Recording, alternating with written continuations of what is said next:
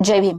5 डिसेंबर 1956 त्यांच्या आयुष्याचा शेवटचा दिवस. शरीर थकलेलं, पण मनाला अजून एकच काळजी की माझं काम अपूर्ण राहू नये. त्या दिवशी ते सतत 12 तास लिहित होते, बुद्धा अँड धम्मा.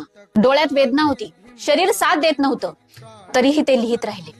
कारण त्यांना माहित होतं, त्यांच्यानंतर या समाजाला मार्गदर्शन करणारं हेच पुस्तक असेल. संध्याकाळी त्यांनी पेन खाली ठेवला आणि खिडकी उघडली. आकाशाकडे बघत बराच वेळ काहीच न बोलता उभे राहिले.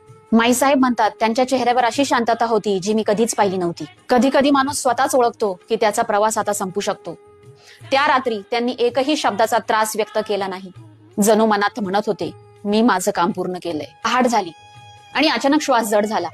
माईसाहेबांनी डॉक्टरांना बोलवूपर्यंत त्यांनी आधीच जगाचा निरोप घेतला होता. 6 डिसेंबर 1956 ते अगदी शांतपणे गेले, जणू एखादा थकलेला प्रवासी ज्याने शेवटची ओळ पूर्ण करून डोळे मिटले. ही बातमी पसरायला 10 मिनिट लागली आणि देशभर शांतता पसरली. गिरण्या थांबल्या, शाळा थांबल्या, गल्ल्या थांबल्या. लोक फक्त एकच वाक्य म्हणत होते, आपण पुन्हा अनाथ झालो. ज्याने आम्हाला माणूस बनवलं तोच हात सुटला. जेव्हा पार्थिव चैत्यभूमीत आलं, समुद्रही थांबेल इतकी लोकांची गर्दी उसळली. रडणाऱ्या आवाजांची दिशा नव्हती, अश्रू थांबवणारी कोणतीही भाषा नव्हती. इतिहासात असा जनसागर कधीही दिसला नव्हता. त्यांचा देह शांत झाला, पण त्यांचे विचार अजूनही धावतायत. त्यांच्या आवाजाने आजही लाखो लोक उभे राहतात.